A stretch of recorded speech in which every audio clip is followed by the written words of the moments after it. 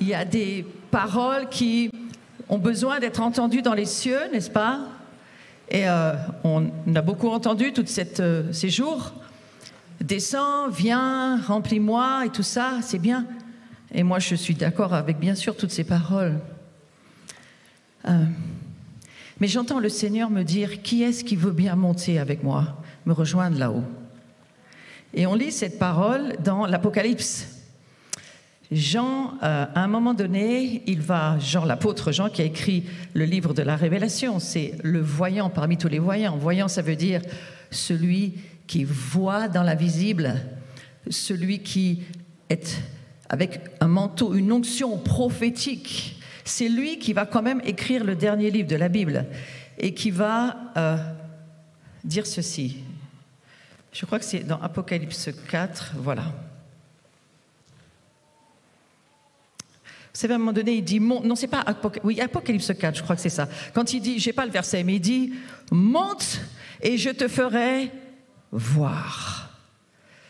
Et pourquoi nous adorons Dieu? Nous adorons Dieu parce que nous montons. Alors vous allez me dire, il n'y a personne qui monte. Pardon? Apocalypse 4, verset 1. Voilà, nous l'avons. Nous allons y aller. Apocalypse 4, verset 1. J'aime autant le lire en entier, ce verset. Après cela, je regardais, voici une porte était ouverte dans le ciel. Je vous promets que Jean était assis sur sa chaise là, hein. J'en suis sûre que c'était comme ça. Mais il voit une porte dans le ciel. Et la première voix qu'il avait entendue, c'est comme le son d'une trompette et qui lui parle.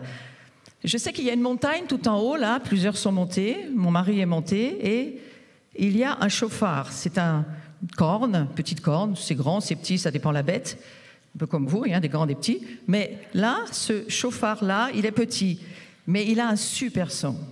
Et lorsque mon époux est monté là-haut, il m'a dit « Ouah, j'ai sonné du chauffard sur toute la région. » Et je suis sûre qu'il n'est pas le seul. J'ai juste dit « J'espère pour toi que tu avais le masque pendant que tu sonnais, parce que sinon quoi hein ?» Ça nous demande...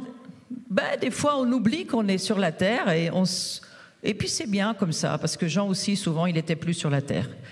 Et je vous souhaite parfois de ne pas toujours être sur la terre, bien qu'il faut être sur la terre. Et alors, la première voix qu'il entend, c'est comme le son d'une trompette, en fait c'est un chauffard. Et ce chauffard, il parle, cette voix lui parle, et elle lui dit « Monte ici ». Est-ce que vous accepteriez que Dieu vous dise « Monte ici ». Ouais, ça veut dire, dans l'esprit... Je vous rappelle que vous n'êtes ni une âme ni un corps seulement, mais vous êtes un esprit qui a une âme qui vit dans un corps. Donc votre esprit, lui, il bouge, il va, il voyage. Je ne suis pas en train de vous parler de la bilocation, je vous dis juste que dans le monde de l'esprit, nous avons un esprit qui est celui de Dieu. Et Dieu peut nous amener là où il veut. Et dans l'adoration, nous montons. Et alors c'est ce que vit Jean. Jean, il monte, et puis Dieu lui dit... Quand tu seras en haut, je te ferai voir ce qui doit arriver. C'est pourquoi, je ne vais pas aller trop là-dessus, mais juste pour dire, moi j'ai besoin de l'adoration et de la voix qui me permet de monter. D'ailleurs, si quelqu'un veut jouer derrière, ça ne me dérange pas. Mais si tu ne veux pas, ça ne me dérange pas non plus. L'esprit prophétique, il fonctionne avec les sons. Il bouge avec le mouvement de l'esprit. Et forcément, comme elle est au service de Dieu, forcément, ce qu'elle va jouer tout doucement, ça va porter l'esprit prophétique. Vous savez qu'autour du trône de Dieu, jour et nuit, nuit et jour, il y a Saint, Saint, Saint est le Seigneur. Parfois, je me suis dit, mais ils doivent en avoir marre de dire ça toute la journée, non? Mais bon, hein, c'est quand même la Bible qui le dit. Les anciens sont là et ils adorent Dieu. Parce qu'il est saint, il l'adore. Je voudrais vous amener dans un endroit, peut-être que vous connaissez moins certains, mais je voudrais juste vous dire ceci. Vous ne savez pas qui vous êtes, moi non plus d'ailleurs, mais je le découvre. C'est pourquoi il faut manger le livre, parce qu'il faut de nouveau pouvoir parler et dire ce que Dieu veut dire, prophétiser ce que Dieu veut qu'on dise, parce que nous, on a envie de dire. Et vous savez, Dieu ne dit pas la même chose tout le temps, toute l'année, toute la journée. Hein? J'ai rencontré beaucoup de personnes déjà depuis que je suis là et Dieu me dit souvent des paroles très différentes pour chacun. Je leur parle normalement. Et après, ils me disent, mais tu m'as dit quelque chose qui a changé ma vie. J'ai rien dit, moi, mais c'est Dieu, il dit ce qu'il veut. Donc tout ce que tu dis est important. Tout ce que tu parles va arriver. Et en général, quand tu parles, c'est parce que tu penses. Alors là, j'irai pas sur ce sujet, pas ce matin, mais la guerre civile commence en toi et elle se trouve entre tes deux oreilles. C'est là où est la guerre civile. C'est là où Dieu t'envoie des pensées, mais pas seulement Dieu. Hein? Tu as remarqué? Tu sais, des fois, il y a l'offrande. Moi, en général, j'ai l'habitude d'entendre l'offrande. Alors, je donne ma dîme. Moi, je fais partie de ceux qui croient que la dîme, il faut la donner à l'Église parce que ce n'est pas une loi mosaïque, c'est une loi abrahamique, donc elle est perpétuelle. Je ne vais pas aller là-dessus. Si je vous parle chinois, oubliez. Mais par contre, il y a des offrandes que j'aime entendre. Qu'est-ce que tu veux? Combien tu veux que je donne aujourd'hui, Seigneur? Et comme des fois je trouve que je ne suis pas sûre d'avoir bien entendu, avec mon mari on se met d'accord et on dit, tu me dis ce que tu as entendu, moi je te dis ce que j'ai entendu. Vous savez que souvent on entend la même chose. Et souvent on a bien envie d'enlever un zéro, on trouve qu'il y en a un trop quand même. Ouais. Et ça m'est arrivé des fois d'entendre Dieu me donner un chiffre et dire, j'enlève les 2 derniers zéros, c'est exagéré quand même. Et puis après Dieu me dit, c'est moi qui parle. Alors je rajoute les 2 zéros et je mets dedans. Je ne fais pas encore l'offrande, mais ça va en faire partie. Donc quelque part, quand Dieu parle, il faut lui faire confiance. Combien je rejoins le Père Antoine. Cette année, j'organise tous les gens avec ma communauté, nous organisons on va dire une conférence, c'est un grand mot, mais pour dire un temps où nous cherchons la présence de Dieu. Et ce temps, ça s'appelle la Maison de Jean. Je commence à comprendre que la France est sous le manteau de la Maison de Jean. Qu'est-ce que je suis en train de vous raconter? Vous connaissez plus ou moins Jean. Vous savez que c'est le premier qui a écrit, personne avant lui avait écrit ça. Jean a écrit, Dieu est amour. Personne d'autre avant lui avait dit ça. Cet apôtre Jean, moi je suis au dernier livre de la vie. Pourquoi? Parce qu'on arrive dans un temps qui se termine. Merci. Il se termine ce temps. On ne sait pas combien de temps, mais il se termine. Et j'en parlerai cet après-midi, mais les ébranlements, il y a une raison pour ça. Et puis c'est très apaisant de savoir, on a la fin de l'histoire, alors qu'on n'a pas fini ce qu'on vit, on a déjà la fin du livre. On a déjà la fin de ce qui arrive, alors que nous, on est encore dans le chemin. Vous ne trouvez pas ça intéressant de savoir la fin du livre? Ouais? Vous l'avez lu? Lisez-le, c'est intéressant. Et c'est là où Dieu commence à nous dire. Mais il faut que... Moi, je croyais qu'on avait bien avancé dans notre communauté. Bon, ça va, on suit Dieu chaque jour, on écoute ce qu'il nous dit. Nous sommes une communauté prophétique à Saint-Étienne. Nous avons une 20aine d'années d'âge, ensemble. Nous apprenons à vivre ensemble, nous apprenons à écouter Dieu ensemble, nous apprenons à obéir à Dieu ensemble, nous apprenons à mourir ensemble, à nous détruire ensemble, ça fait partie. Ouais, parce que, vous savez, l'Église, c'est elle aussi qui vous permet parfois d'être bien blessé, mais il y a une raison. C'est pour être bien pardonné. Ça vous donne l'apprentissage du pardon. Et alors moi, comme ce Père Antoine, en ce moment, cette année, le Seigneur me dit, pour cette maison de Jean, je cherche toujours la pensée prophétique. Pour cette année, qu'est-ce que tu veux me dire, Seigneur? Et on va faire quelque chose avec des personnes qui pourront aider. Écoutez, j'ai peut-être un train de retard avec le pape, c'est possible, hein? Mais je ne savais pas ce que le pape avait dit en 2017. Qu'est-ce qu'il a dit en 2017? Vous le savez, moi je ne sais pas. À cette époque-là, je n'étais pas allée lire ce qu'il avait écrit. Mais cette année, j'ai entendu le Seigneur me dire, mon peuple ne connaît pas ma miséricorde. Il ne sait pas qui je suis, il ne me connaît pas. Alors j'ai dit, bon, très bien, comme j'ai commencé à en parler, certains catholiques m'ont dit, mais tu sais, le pape, il a entendu ça il y a 2 ans, 3 ans, je ne sais plus combien. Alors je suis allée lire ce qu'elle a écrit. Et j'ai dit, mais ça c'est formidable. Et puis, je suis tombée de nouveau dans le livre de Jean. Le livre de Jean, Jean 17. C'est un livre que je porte parce que dans la maison de Jean, c'est le livre qui me tient dans mon cœur. Soyez un. Soyez un. Mais qu'est-ce que ça veut dire? Je ne comprends pas qu'est-ce que ça veut dire. Soyez un. Moi, je viens de la lignée des Huguenots, des protestants. Alors, on n'est pas des gens qui râlent, contrairement à ce que j'entendais tout à l'heure. Ce n'est pas une lignée de gens qui protestent. Ce n'est pas ça que ça veut dire. Hein. Protestant, ça veut dire protestare, c'est témoigner pro devant les autres. Donc, nous sommes des gens appelés à témoigner de ce que Dieu fait dans notre vie devant les autres, tout simplement. Mais vous savez, quand j'étais enfant, j'ai beaucoup et longtemps cru qu'on était des râleurs. Jusqu'à ce qu'une bonne vieille amie protestante d'un certain âge me dise « Tu sais pas ce que ça veut dire, protestant ». Après, j'étais contente d'apprendre ça. J'ai dit « Bon, ça va, c'est bien, témoigner et pas râler, c'est mieux, non ?» C'est mieux de témoigner que par râler? Ok. Et de quoi on doit témoigner? L'esprit de la prophétie, c'est le témoignage de Christ, ce que Christ fait dans notre vie. Alors bon, je reviens à ma maison de Jean et je reviens à cet appel d'être un. Ça a commencé, c'est pas cette année, mais il y a déjà une quinzaine d'années, 10 ans plus sûr, 5 ans, ça devient très chaud pour moi. Sois un avec les autres. Alors je vais chercher mes amis messianiques, parce que j'ai beaucoup d'amis messianiques, je vais en Israël depuis de nombreuses années, pas parce que j'ai envie, mais parce que j'écoute Dieu. Alors Dieu me dit, va en Israël. Nous étions notre petite communauté très charismatique, nous aussi. Et puis en 2003, Dieu me dit, tu dois aller en Israël avec ta communauté. Ok, pourquoi pas?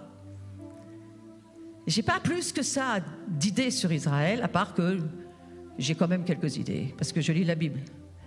Vous avez remarqué qu'il s'appelle le Dieu, pas des Américains seulement, d'Israël. Il s'appelle le Dieu d'Israël. Et il s'appelle aussi le chef de l'Église. Donc il est le chef de l'Église, il est le Dieu d'Israël. On a les deux bras là qui se tiennent. Et c'est extraordinaire de savoir qu'il s'appelle le Dieu d'Israël, le Dieu d'Abraham, d'Isaac, de Jacob. On est Shabbat. Dis à ton âme ce matin, Shabbat Shalom. Dès qu'on parle d'Israël, il faut dire à son âme, Shabbat Shalom. Hein? Soumettons-nous à Dieu dans nos pensées. C'est ce que j'entends ce matin. Soumettons-nous à Dieu dans nos pensées, et ça, c'est l'arme du combat spirituel. Pourquoi? Parce que si nous nous soumettons à Dieu, même si ça nous dérange de nous soumettre à Dieu, faisons-le, le diable fuit.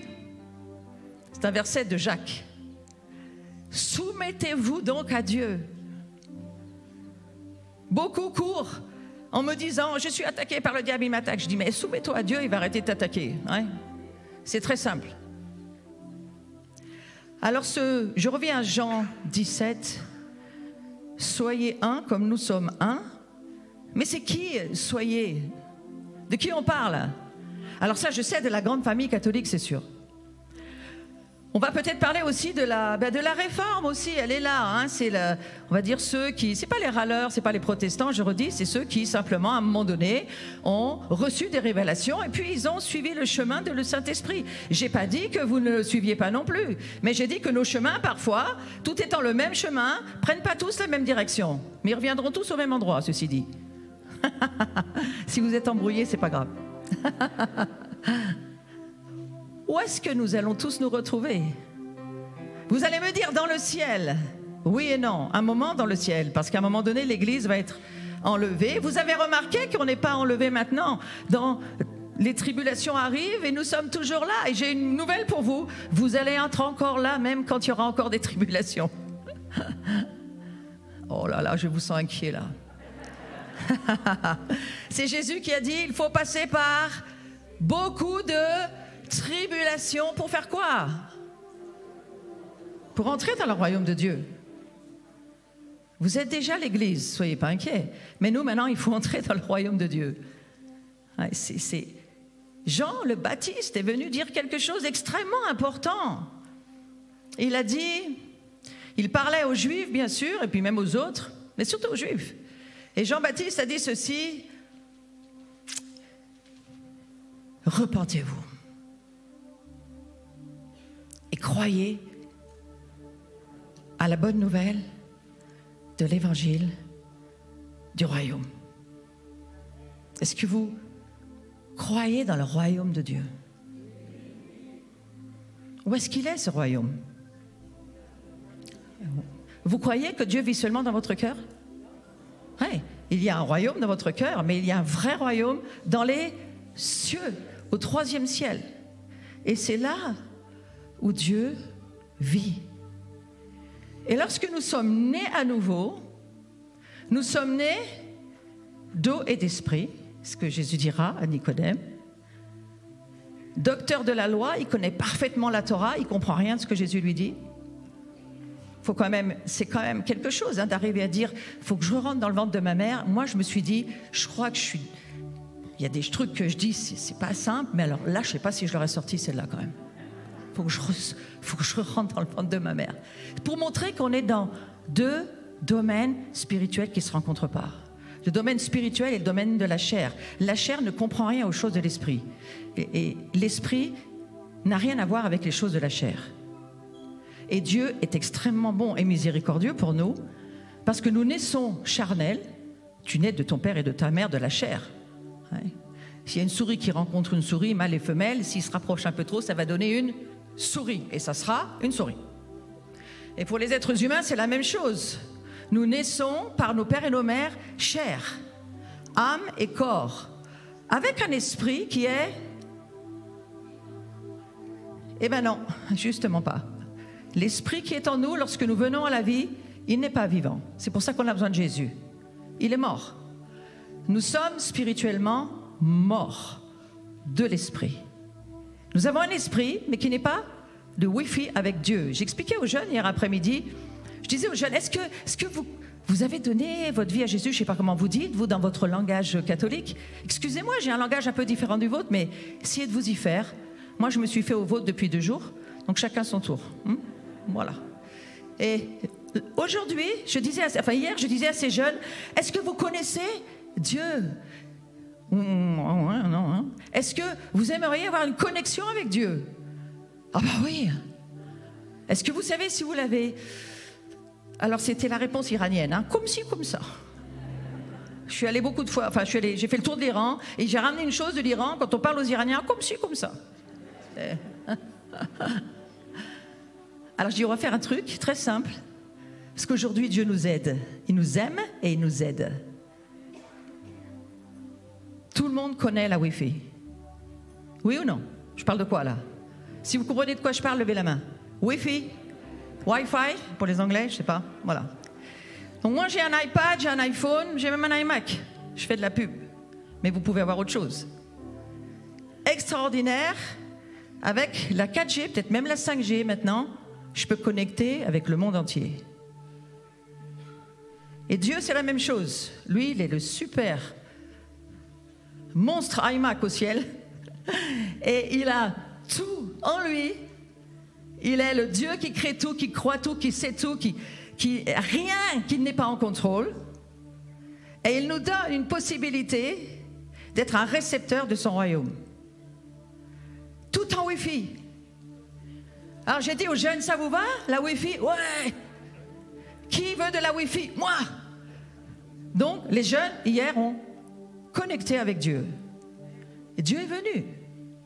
Dieu vient. Et je leur ai dit, vous savez, il y a un truc super aujourd'hui. On peut casser les disques durs quand ils sont vraiment pourris, vérolés, pandémisés, tout ce qu'on veut. On casse le disque dur et on en remet un autre. On ressort des nouvelles données. Je crois que c'est ce que Dieu veut faire cette saison. Je crois qu'il a sorti une Wi-Fi parce qu'il est d'une autre planète, il aimerait qu'il se passe d'autres choses. Tout ce qu'on a fait pour lui, il est très heureux, c'est très bien. Mais je crois que cette saison, il veut passer à autre chose, visiblement. Donc soyez pas inquiets, vous allez en faire partie. Si vous comprenez rien, c'est pas grave. Moi, je comprends rien de mon ordinateur. Et j'ai des webmasters pour m'aider, même pour ma chaîne YouTube. J'ai besoin d'aide, je ne comprends pas tout. Mais ça fonctionne à la fin. Parce qu'il y a suffisamment de gens pour que tout fonctionne. Et heureusement qu'il n'y en a pas qu'un qui comprend tout parce qu'il serait déjà Dieu et celui-ci, il finira mal. C'est déjà arrivé à Lucifer, ça arrivera à d'autres. Donc, la chose importante, c'est de se dire, est-ce que je suis en Wi-Fi? Si tu veux être en Wi-Fi, vas-y. Lève ton antenne. Mais fais-le en vrai. Fais-le en vrai. On est incarné, la maison de Jean, on n'est pas des ectoplasmes flottants, on est incarné. Donc voilà, moi je veux de la Wi-Fi. Ouais. Et hier soir, en demandant le Saint-Esprit, c'est ce qu'il est venu et il vous a fait quoi? Qu'est-ce qu'il a fait hier, le Saint-Esprit? Il a téléchargé. Vous avez eu droit du téléchargement hier. Alors je ne sais pas quel programme, quoi, comment, qu'est-ce qu'il veut télécharger, mais moi je suis téléchargement en cours. Tout le temps, je suis téléchargement en cours. Le Jésus que j'ai connu au début, tout petite, j'étais dans, je vous redis, les milieux protestants. Un Jésus sympa, un Jésus gentil. À 4 ans, j'ai donné mon cœur à Jésus. Jésus pour les enfants. Jésus, il aime les enfants. Ça tombait bien, j'avais déjà des parents très gentils, mais vous savez, nous les enfants, on en veut toujours plus. Et je ne trouvais pas que mes parents étaient si cool que ça. J'aimais mieux Jésus, parce que Jésus faisait tout ce que je lui disais. Puis vous grandissez adolescent, puis Jésus prend une autre dimension, vous avez d'autres perspectives avec ce Jésus-là. Et plus j'ai grandi, plus la transformation dans ma vie s'est faite. Et au fond, qu'est-ce qui se passe en nous? De quoi je suis en train de vous parler? Mais je suis en train de vous parler de l'esprit prophétique. Le témoignage de Jésus, c'est l'esprit de la prophétie. Donc la prophétie, elle est en nous. C'est quoi la prophétie? C'est ça, j'aime bien montrer. Là, par contre, je ne suis pas trop... super. J'ai une Bible dans mon sac, mais elle est là, voilà. Voilà, c'est quoi la prophétie? C'est ça. Parce que ça, pour moi, ça représente quelque chose. Je suis une fille de la parole. Hein? Alors, je n'ai pas essayé de la manger en vrai, parce que j'ai bien compris que la parole qui nous est donnée pour cette journée, c'est une parole spirituelle. Mange le livre. Plus tu manges le livre, plus tu vas voir le royaume, plus tu vas voir Jésus, plus tu vas voir que tu ne vois pas et que tu as besoin de voir. Mais tu commences à voir des choses que tu n'as jamais vues.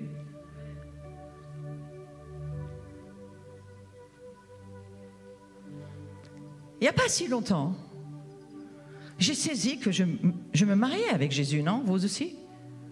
Vous comprenez qu'on est quand même dans des grandes contractions à l'heure actuelle, j'en reparlerai. Nous vivons des chaos, des crises, des contractions pour une raison. Qu'est-ce qui se passe? Dieu a envoyé son fils Jésus sur la terre, parfaitement homme, parfaitement Dieu. Il s'est incarné dans un corps. Vous connaissez tous très bien l'histoire. Même si vous ne la comprenez pas, vous la connaissez. Parce que si vous comprenez comment Myriam, Marie, se retrouve enceinte de l'Esprit de Dieu, Jésus, le Christ, parce qu'au fond, il est les trois en un. Là encore, on se prend la tête. Echad, le un, soyez un pour Dieu aussi, c'est un mystère que lui seul comprend. Il est à la fois le Père, il est à la fois le Fils, et il est à la fois l'Esprit Saint. Et qui vit chez vous? Lequel des trois? L'Esprit Saint vit en nous, sauf qu'ils sont quand même érades, ils sont un en trois, c'est comme le shampoing. Hein? Le shampoing, si tu as les trois en un, et bien tu as les trois en un. Alors oui, l'Esprit Saint est en nous, mais Christ en moi, dira Paul. Et si vous avez vu qui je suis, dira Jésus, vous avez vu le Père. Donc vous m'avez vu. Vous avez vu Dieu. Mais personne ne peut voir Dieu. Sinon on va mourir, c'est ce que Moïse a dit. Mais lui, Jésus, il est venu faire quoi? Déchirer les cieux. C'est quand il est mort, juste avant sa mort, le grand Caïphe, le grand sacrificateur, il a déchiré son vêtement de rage. Parce que finalement, Jésus ne venait pas acquiescer sur sa religion, il venait juste dire « c'est moi le roi des Juifs ». Et alors que le grand sacrificateur va déchirer sa robe de rage, il déchire un âge qui se termine pour dire « je ne dis pas que tout ça n'était pas bon, mais Jésus va accomplir, lui, ce qu'aucun homme pouvait accomplir. Et il vient accomplir ce que le Père voulait. Vous savez ce que le Père voulait? Récupérer sa famille. Et c'est pour cette année. Particulièrement cette année. Il y a une fatigue de Dieu de la façon dont l'Église est. C'est mon opinion. Et vous savez, quand je dis quelque chose, je suis sûre que vous mangez parfois du poulet. Ça vous arrive? Ou du poisson. Ouais. Et dans les deux, soit il y a des os, soit il y a des arêtes, ne les mangez pas. Alors dans ce que je vous donne, s'il y a des choses qui vous dérangent, faites un tas. Laissez les os, laissez les arêtes, c'est pas un problème. Il n'y a pas de perfection dans mon enseignement. Il y a juste des révélations qui sont les miennes. Elles vous aident, c'est bien. Elles ne vous aident pas, ne me persécutez plus. Il y en a eu assez comme ça. Okay? Je vous ramène à Jean 17. Soyons un, aimons-nous. La seule chose, aidons-nous. Moi, je m'embellis avec vous. Même si je ne comprends pas tout, même si je ne fais pas tout ce que vous faites. J'ai un petit tas à droite sur mon assiette. Oui, ça me regarde. Mais je vous aime. Même si je ne pense pas comme vous et que je ne vois pas comme vous. Et si nous faisions une dissertation écrite pour dire « Explique-moi comment tu vois Dieu, qui est Dieu, comment tu penses que l'Église doit être ?» Et au bout de 4 heures de dissertation, je suis sûre qu'on serait très très mal. Il n'y en a pas un qui dirait la même chose. C'est pas ça qui intéresse Dieu. Ce qui intéresse Dieu, c'est ta Wi-Fi avec lui. Tu as 2 oreilles pour entendre, une bouche pour parler. Et ce qu'il voudrait, c'est retrouver sa famille pour qu'elle parle de lui. Donc moi, je suis là pour ça.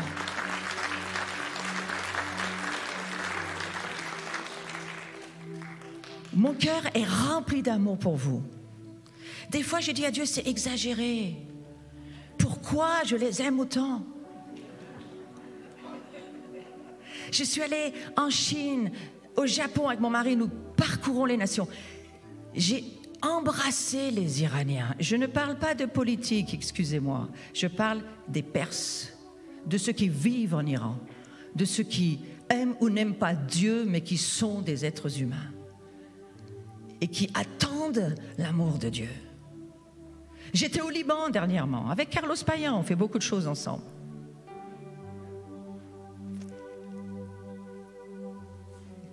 Il y a un gémissement, hein? Il y a un gémissement.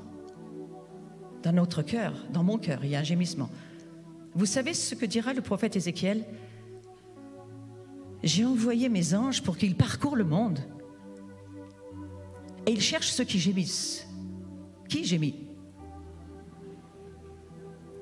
Si je peux lever les 2 pieds, je vais le faire. Mais je ne peux pas. Parce que ceux qui gémissent, vous irez voir dans le chapitre 9, ceux qui gémissent, nous allons les marquer. Nous allons leur mettre une marque. Paf, paf, paf, paf, paf, paf. C'est quoi cette marque? Alors j'ai un peu discuté avec mes amis messianiques parce que je voulais savoir, vous pensez que c'est quoi cette marque d'Ézéchiel 9? Parce que vous savez, il y a tout le monde dans le monde prophétique s'intéresse à la marque de la bête. Moi, ça ne m'intéresse pas du tout. Moi, ce qui m'intéresse, c'est la marque de Dieu. Ouais? Parce qu'il revient et il va chercher, il connaît, il sait ceux qui lui appartiennent. Ceux qui sont en Wi-Fi, mon Mac, mon iPhone, votre Android, soyez en Wi-Fi avec Dieu. Hein? Alors les Juifs messianiques m'ont dit ceci, on pense que c'est le Tav. Vous savez, le Tav, ça ressemble à une porte comme ça qui reste ouverte.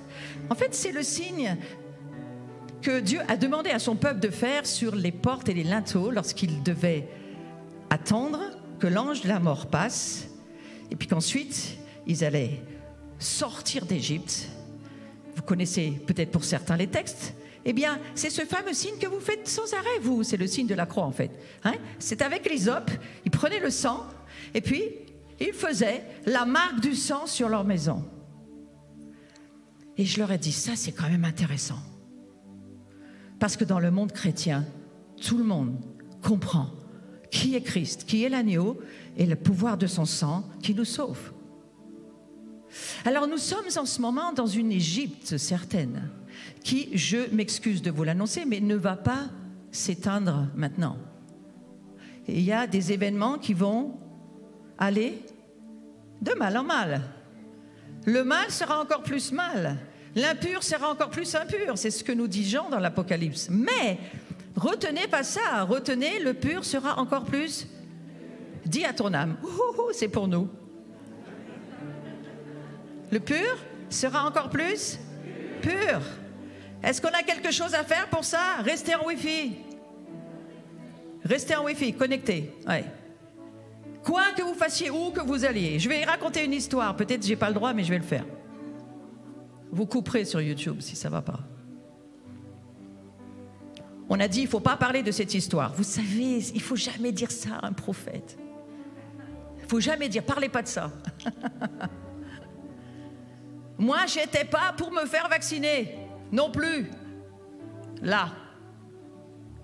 Mais Dieu me dit, va au Liban. J'ai fait, Dieu, tu n'es pas au courant des histoires? Tu n'es pas au courant qu'on ne va pas se faire vacciner? Il dit, je ne suis pas au courant.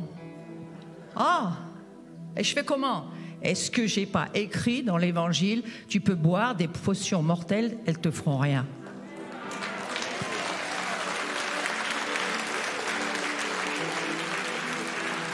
Je ne l'ai pas fait de bon cœur. Je l'ai fait sans aucune conviction. Je ne l'ai fait pas en râlant, je l'ai fait sans réfléchir. Mais je voulais aller au Liban. Et Dieu m'a dit, je ne peux pas y aller si tu n'y vas pas. Je fais, comment ça? Non, j'ai plus de bras, j'ai plus de mains, j'ai plus de jambes. Je vais aller voir des gens, il faut qu'il y ait quelqu'un. Et j'ai besoin de 5 personnes. Il faut que tu y sois. Vous avez déjà entendu vous dire, si tu n'y vas pas, je ne peux pas y aller? Ça fait 2 fois dans ma vie que j'entends ça, 2 fois. J'étais avec tout un groupe d'amis, des prophètes aussi. On s'était dit, on va aller sur le Sinaï pour déclarer des paroles, prier, avoir du plaisir avec Dieu, sur le mont Sinaï. Alors c'est ce qu'on a fait. Et franchement, là, le chemin des chameaux, 700 marches, à cette époque-là, je ne faisais pas de sport, depuis j'en fais. Le chemin des chameaux, c'est le nom de la route que vous prenez pour monter au Sinaï. Des marches, alors, une marche normale, elle fait 2 marches là. Et il faut en faire 700. Donc là, c'est plus un chemin de croix, c'est un chemin de fin de vie, là. Hein, Et il y a beaucoup de choses dans ma vie que je ne peux pas faire. Eh bien, je les fais quand même. Tu ne pourrais pas te dire, ça, ben moi j'aimerais bien ça aussi. Parce que tout ce que Dieu va te demander, tu ne pourras pas le faire. Oh là là, je sens là, c'est... Alors, ça s'appelle la foi. La foi vient de ce qu'on entend, de ce que Dieu est en train de me dire. Dieu me dit, va au Liban, je ne réfléchis pas, ping, pop, j'y vais. En plus qu'il faut se refaire des PCR, hein, parce que le vaccin, ils s'en foutent. Hein. Donc tu te retapes tous les vaccins, avant, après, pendant, les PCR, avant, après. Au moins, tu as les trous de nez débouchés, hein, c'est un avantage. C'est un avantage, c'est celui-ci.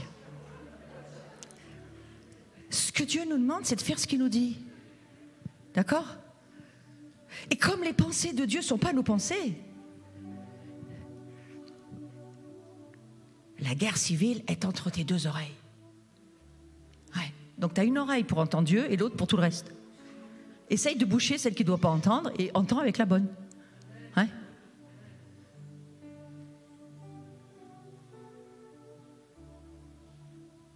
Beaucoup de choses que Dieu va nous demander dans les jours qui viennent. Beaucoup de choses. Dieu va vous demander des choses. Faites-lui confiance.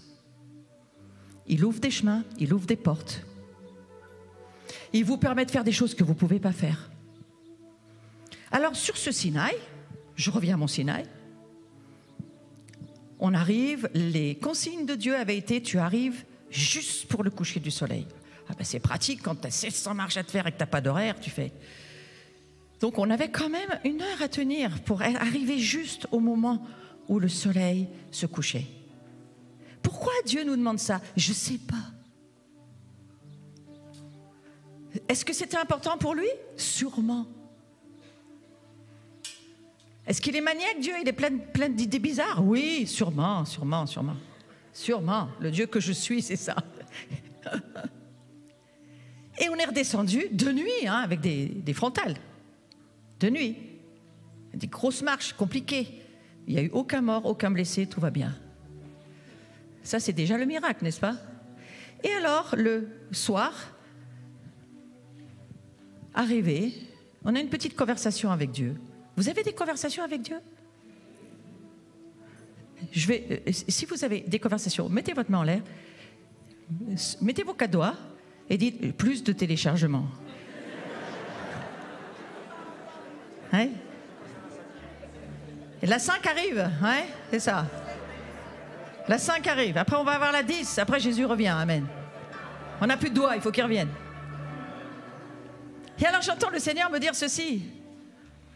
Mais je suis trop content d'être allé au Sinaï. Je fais comment ça t'es trop content?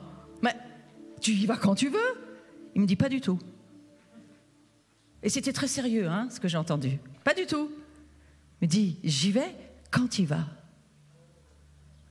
Je peux pas redescendre. Un jour, je vais redescendre. Maintenant, c'est toi sur la terre. C'est toi qui vis pour moi. C'est toi qui parles pour moi. C'est toi qui touches pour moi. Alors, je reviens à mon idée de Jean 17. Soyons un. Comment on va faire? On peut être assis les uns à côté des autres. On peut se prendre la main, même bien que ça soit interdit. Est-ce que c'est ça d'être un? Non. Non. J'essaye de comprendre, j'y arrive pas, mais je suis toujours en recherche de comprendre. Soyez un. Le mot unité, ça aide, mais c'est encore pas ça. Donc les Juifs ont un mot qui s'appelle Echad. Shema Israël, Adonai Enu, Adonai Echad. Je parle très mal hébreu, mais c'est la seule phrase que je connais, donc je la sors quand même. Echad, c'est le un dans la complémentarité, la pluralité, la diversité de ce que Dieu est, Père, Fils, Saint-Esprit. Ils sont complémentaires, ils sont pluriels, ils sont très différents. Et nous, c'est ça aussi qu'on va être ensemble. Hein? On va être complémentaires, pluriels, très différents. Oh, amen! Moi, je ne voulais pas être l'éternité avec une barbe, avoir à me raser tous les matins. Amen. Écoutez-moi bien. Quelles sont les idées de Dieu pour mettre un homme et une femme ensemble et penser que ça va durer toute une vie? Comment c'est possible? Comment c'est possible? Mettez un rond, un carré ensemble et allez me dire ils sont un. Comment c'est possible ça? Hein? À part les couples que je connais très peu qui vivent une idylle toute leur vie, vous trouvez pas ça difficile, la vie en famille, la vie de couple? Moi j'ai 4 enfants, 7 petits-enfants et c'est agité parfois, n'est-ce pas? Soyez un, comment c'est possible? Et pourtant Dieu nous dit, le monde me connaîtra quand vous serez un. Donc ça commence déjà à Jérusalem, hein, c'est-à-dire ça commence déjà dans mes proches, à moi-même déjà. Est-ce que mon propre Jérusalem, à moi, on est un? Oh mon Dieu! Est-ce que mon esprit, mon âme, mon corps sont sous le gouvernement de Christ? Est-ce que ce qui est dans ma vie est soumis à Christ? Est-ce que ce Dieu qui veut libérer ma vie, il est en moi un, il fait de moi une seule personne? Aujourd'hui, je crois que je pourrais dire oui. Qui peut dire oui avec moi? Ouais, on est au moins quelques-uns. Ouais, nous sommes un esprit qui avons une âme, qui vivons dans un corps. Nous sommes sauvés, délivrés, rachetés, sanctifiés, homogénéisés, pasteurisés, tout ce que vous voulez, avec Dieu. Nous le sommes. Nous le sommes. Alors, frères et sœurs, vivez comme Dieu dit que vous êtes. Vivez ce que vous êtes. Vivez ce que Dieu dit que vous êtes, parce que vous pensez, ou que les autres pensent, ou que le diable pense. Hein? Donc il faut manger le livre. Parce que moi j'ai compris aujourd'hui, je suis, et on l'a dit le premier jour, je suis un saint sacerdoce. Croyez-moi, pour une femme, dire qu'on est un prêtre, c'est quand même pas simple. J'ai mis très longtemps à accepter cette idée. Je suis une réformée, hein. Mais après, il fallait réformer la réforme. Hein. Voilà. Moi, je dois réformer la réforme dans ma propre vie. Je ne parle pas du reste. Hein. Parce que Christ en moi me dit, nous sommes ensemble. Vous savez, Dieu dit jamais je, c'est nous. Nous sommes assis avec Christ. Nous sommes, nous, c'est jamais je. Et si vous regardez la unité, la Trinité, c'est toujours nous. Ça ne vous parle pas de quelque chose? Est-ce que vous ne voudriez pas abandonner votre esprit d'indépendance?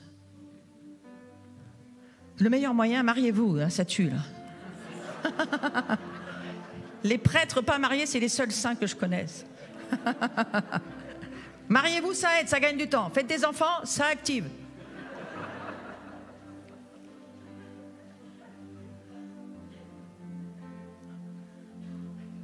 Comment Dieu essaye de nous dire quelque chose?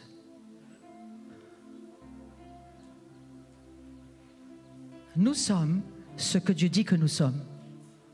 Nous sommes sa prêtrise, une nation sainte.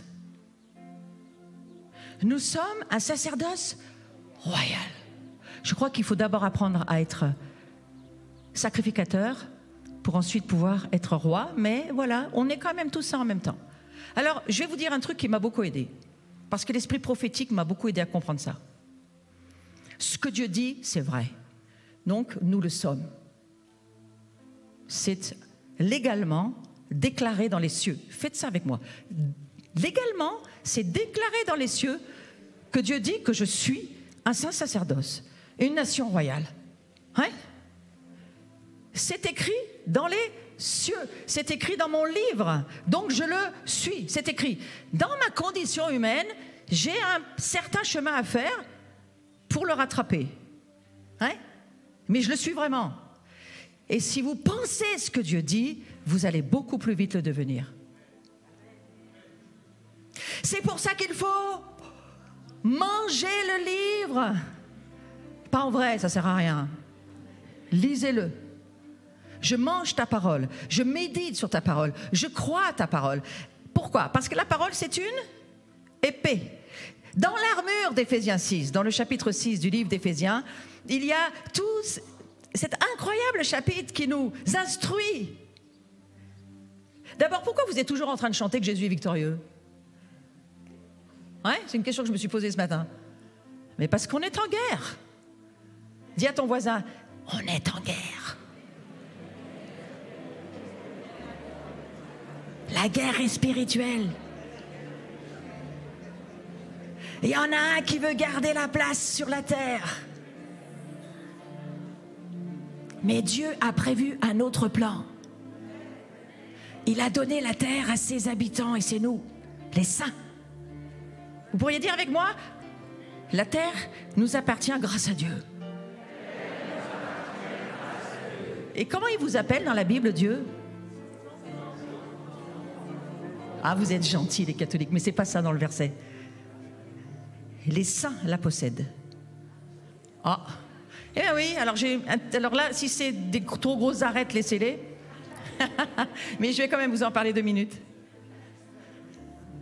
2 minutes, et après c'est bon. 2 minutes. C'est très important. Je vous dis que ce que vous pensez, c'est ce que vous êtes. Pensez la Bible et vous serez ce que la Bible dit. Pensez la parole, vous serez ce que la parole de Dieu dit. La parole de Dieu nous dit ceci. Jésus est mort pour un échange de nature. Je vais te demander, justement pour te réveiller, ton manteau. Là, ton manteau là. Le monsieur là, que je pointe du doigt. Premier rang. Ouais, toi là. Voilà. Viens là, viens là. Toi, tu vas faire Jésus. Allez, c'est une promotion, mais... Excuse-moi, il habite déjà chez toi, hein, donc c'est une nouvelle normale. Hein. Alexis, bouge pas. C'est Jésus. Moi, je suis ce que j'étais avant de connaître Jésus. J'étais un pécheur. J'étais un pécheur. Mais la Bible me dit ceci. Quand Jésus meurt sur la croix, l'esprit prophétique nous dit, il a échangé sa nature. C'est quoi la nature d'une personne? C'est pas quelque chose qu'il a. C'est quelque chose qu'il est.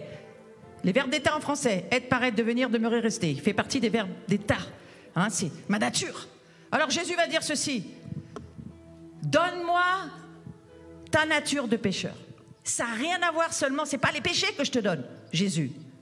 Fais Jésus un peu là. Hein? Là, je vois mieux Jésus, moi. Bouge pas, toi. Non, mais riez pas, parce que si vous comprenez ça, votre vie, elle a changé en 3 minutes. L'esprit de la révélation, on n'a pas besoin de lire la Bible toute la journée. C'est juste une grâce de Dieu. Alors, comme j'ai entendu dire qu'il y aurait plein de grâces, eh bien, celle-ci, je la demande. Je demande que vous ayez cette grâce de comprendre la nature de péché. La nature qui vient de mon père, de ma mère, de mon héritage, de ma généalogie humaine. Jésus, je te la donne. Et Jésus va dire ceci. Moi, je te donne ma nature divine. Vas-y. C'est le manteau, la nature. Mais, chacun le temps. Chacun a besoin de comprendre. La miséricorde, c'est laisser du temps. Tu viens me la mettre dessus, toi. Jésus va me la mettre. Jésus va me la mettre. Non, mais c'est pas un souci. Ah, vous savez, le théâtre, ça s'apprend. Hein? Ok. Moi, j'aime ça. Alexis, mets mon manteau. Vous savez que le manteau, dans la parole de Dieu, c'est l'autorité que Dieu nous donne, mais c'est aussi ce qu'on est, c'est notre identité. Donc moi, je viens de prendre... Tu peux l'enfiler, c'est pas un problème. Moi, je viens de prendre l'identité de Jésus. Vous savez avec qui j'ai fait ça une fois, c'est la deuxième fois que le Seigneur me dit fais ça pour qu'ils comprennent. Vous savez, la première fois que je l'ai fait, devant plus de 500 personnes à Paris, j'avais demandé au frère évêque, vous l'appelez Monseigneur, Michel Sentier, qui devrait être ici. Et nous avons vécu un temps très fort. À chaque fois que je revis ça, vous savez, Dieu pense en circulaire, il ne pense pas en linéaire. À chaque fois que je revis ça, je revis quelque chose. Je dis, permets Jésus, que jamais j'oublie. T'es mort pour que j'aie ta nature. Est-ce que nous sommes schizophrènes, bipolaires? Est-ce que nous avons deux natures, les chrétiens? Oh là là, il est petit, votre nom. Non.